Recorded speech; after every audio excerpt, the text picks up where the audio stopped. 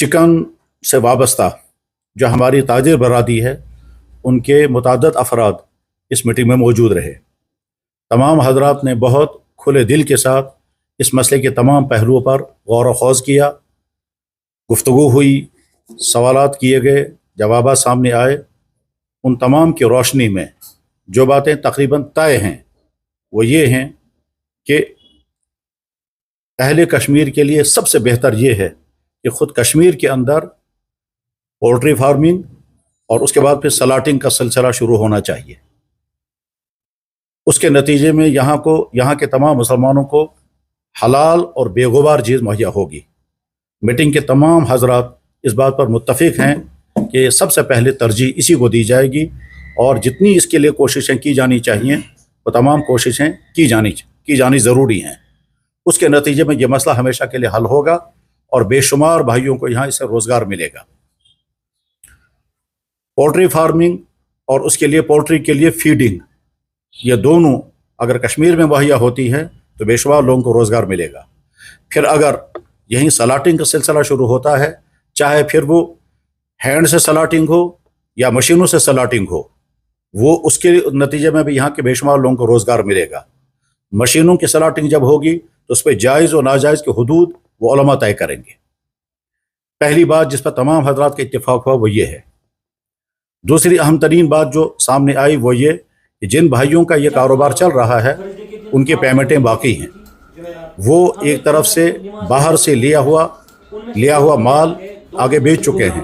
तो बाहर के लोगों का पैसा उनके कंधों पर है और इनका पैसा जो है वो यहाँ के उन रिटेलर दुकानदारों के कंधों पर है। इस सिलसिले में तमाम हजरात से तमाम की तरफ से ये गुजारिश है कि तमाम पेमेंटें अदा करना ज़रूरी है। पोल्ट्री के साथ वाबस्ता जितने हमारे भाई हैं उनका पैसा जहाँ जहाँ रुका हुआ है उनके लिए किसी भी तरह से न शरअन न कानूनन इसकी इजाज़त है कि वो पैसा बंद करके रखें, ये कह करके कि उनके पोल्ट्री का सारा काम जो है वो मशकूक है। उनकी ज़िम्मेदारी है कि वो पैसा इनके हवाले कर दें और इनकी ज़िम्मेदारी है कि वो पैसा बाहर के उन डीलर्स को पहुंचा दे जिनका पैसा आपके ज़िम्मे बकाया था। कश्मीर में यहाँ जो अपनी पोल्ट्री है, यानी जो बराह रास्त मुर्गे आते हैं और यहाँ वो ज़बा होकर के यहाँ मुहैया किए जाते हैं, उसमें चूँकि हमें इत्मीनान है कि यहाँ मुसलमान ज़बा करने वाला है और अपने सामने वो ज़बा करके दे रहा है, इसलिए उसके लेने में उसके इस्तेमाल करने में कोई हर्ज नहीं है। यहाँ के होटल वाले जो इस वक्त बहुत ज़्यादा मुतासिर हैं वो इत्मीनान के साथ यहाँ अपने महल्लों में, अपने गाँव में, अपनी पोल्ट्री वाले के पास जा कर के उससे अपने सामने मुर्गे ज़बा करा कर जब लेंगे और अपने होटलों पर वही पोल्ट्री इस्तेमाल करेंगे, वही चिकन इस्तेमाल करेंगे, तो उसमें कोई शक नहीं है। इसलिए मुसलमानों को चाहिए कि वो इन होटल वालों के एतमाद पर कि उन्होंने यहीं के ज़बा करने वाले से ये जो चिकन लिया है वो इस्तेमाल कर सकते हैं। फिर चाहे लोगों को अपने घरों की ज़रूरतें हों, होटलों की ज़रूरतें हों या फंक्शनों और शादियों वगैरह में ज़रूरत हो, इस्तेमाल कर सकते हैं। बाहर से आने वाला चिकन जो पैक होकर के आता है, फ्रोज़न चिकन, उस बारे में बहुत तफसील से गुफ्तगू हुई। उस बारे में जो बातें तय हुई हैं और वो बाकायदा तजवीज़ की शक्ल में इंशाल्लाह सामने आएंगी और वो तजवीज़ जो हैं वो कमेटी तजवीज़ तैयार करेगी और वो कमेटी की तजवीज़ आगे चल कर के मिरवाई साहब के सामने और मुफ्ती आज़म के सामने जब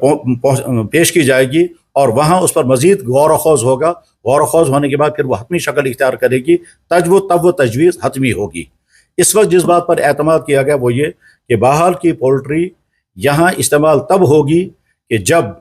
यहाँ के कुछ हजरात उसको बचश्म खुद ज़बा होता हुआ देख लें।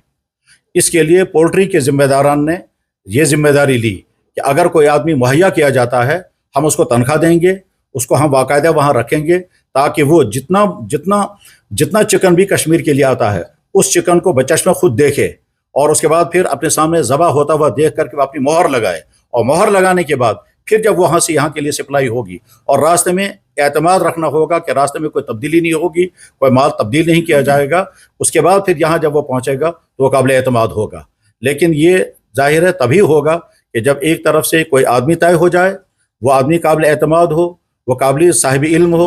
वो आदमी जानता हो कि शरई उसूल के मुताबिक ज़बा करने का तरीक़ा क्या होता है और वहाँ बाकायदा पाबंदी के साथ वो ड्यूटी दे और वो एक एक मुर्गे को ज़बा होने के बाद उसमें मोहर लगाए اور مہر لگانے کے بعد جب وہ فریز ہو کر کے سٹاک بن کر کے جب یہاں پہنچے گا وہ قابل استعمال ہوگا۔ اس سے ہٹ کر کے کوئی دوسرا ذریعہ اگر مرغوں کی یہاں پہنچنے کا ہے تو جب تک اس کے بارے میں پورا اطمینان نہ ہو جائے، جب تک اس کے بارے میں پوری سرٹیفکیٹ نہ ہو جائے کہ ہاں صاحب یہ اسی طرح سے ذبح کیا ہوا ہے، تب تک یہاں کے عوام سے یہ اپیل کی جاتی ہے کہ مشکوک چیزوں سے اپنے آپ کو بچائیں۔ کسی چیز کے حلال اور حرام ہونے کا فیصلہ ایمان والوں کو کرنا ہوتا ہے۔ ایمان والا جیسے اللہ کا حکم پورا کرنے کا پابند ہے، تو جیسے وہ اللہ کا حکم پورا کرتے ہوئے نماز، روزہ، زکوٰۃ، حج ادا کرتا ہے، اسی طرح سے اللہ کا حکم پورا کرتے ہوئے اپنے کھانے پینے میں بھی حلال و حرام کی فکر کرے گا۔ باہر سے آنے والی پولٹری اگر سستی ہے مگر مشکوک ہے، اور یہاں کا چکن جو ہے وہ اگر مہنگا ہے مگر حلال ہے، تو یہاں کے مسلمانوں کو چاہیے کہ وہ حلال کو ترجیح دیں بمقابلے اس کے کہ باہر کی سستی چیزوں کو ترجیح دیں۔ البتہ یہ بھی ضروری ہے کہ جب یہاں کے لوگ چکن مہیا کریں گے تو کہیں ذخیرہ اندوزی نہ کریں، ناجائز منافع خوری نہ کریں، اور اس کا استحصال کا ذریعہ نہ بنائیں کہ اب چونکہ باہر کا چکن نہیں آ رہا ہے اور ہم اپنے منمانے ریٹ مقرر کریں گے، جو چاہیں ہم لوگوں سے پیسہ کھینچیں گے۔ یہ چیز بھی نہیں ہونی چاہیے۔ ایک طرف سے ان کو اپنا نفع بھی کمانا ہے، لیکن دوسری طرف سے ان کو عوام کا پیسہ کھینچنے کا کوئی غلط راستہ بھی اختیار نہیں کرنا چاہیے۔ اہم ترین مسئلہ اس وقت یہ ہے کہ کشمیر میں چکن کی جتنی ضرورت ہے اتنی ضرورت یہاں کی چکن سے ابھی پوری نہیں ہو پائے گی۔ باہر سے آنے والا چکن وہ ضرورت پوری کرتا ہے، لیکن باہر سے آنے والا چکن جب تک قابل اطمینان ذریعے سے مکمل طور پر حلال نہ ہو، اور حلال ہونے کا فیصلہ تب ہوگا جب اس کو باقاعدہ مشاہدہ کرنے والا مشاہدہ کرے، اور اس کے بعد پھر اپنی مہر لگائے، اور اس کے لیے باقاعدہ چکن فروشوں کی ایک ایسوسیشن بن جائے۔ وہ ایسوسیشن جو ہے وہ اپنا نام رکھے، نام رکھنے کے بعد پھر اسی ایسوسیشن کو سرٹیفکیٹ دی جائے گی، اور یہ کہا جائے گا کہ بھائی فلانی چکن ایسوسیشن کی طرف سے مہیا ہونے والا چکن قابل اعتماد ہے، قابل اطمینان ہے، وہ آپ استعمال کر سکتے ہیں۔ جب تک یہ ساری چیزیں نہیں ہوں گی تب تک یہاں کے لوگوں کو بہرحال محتاط رہنا ہوگا۔ جن چکنز پر ہاں اس وقت ہماری میٹنگ جو ہے وہ میٹ کے بارے میں بالکل نہیں تھی۔ اس وقت ہماری ساری میٹنگ کا فوکس جو ہے وہ صرف چکن پر تھا۔ میٹ کے سلسلے میں الگ سے کوئی میٹنگ جب ہوگی اور اس میں جو ڈسکشن ہوگا اس میں میٹ کے ساتھ کام کرنے والے ہمارے جو مسلمان بھائی ہیں ان کو بھی لانا ہوگا، ان کی گفتگو سننی ہوگی، ان کا طریقہ کار سمجھنا ہوگا، ان سے پوچھنا ہوگا کہ باہر سے آنے والا میٹ جو ہے وہ کہاں ذبح ہوتا ہے، کس طرح ذبح ہوتا ہے، وہ اس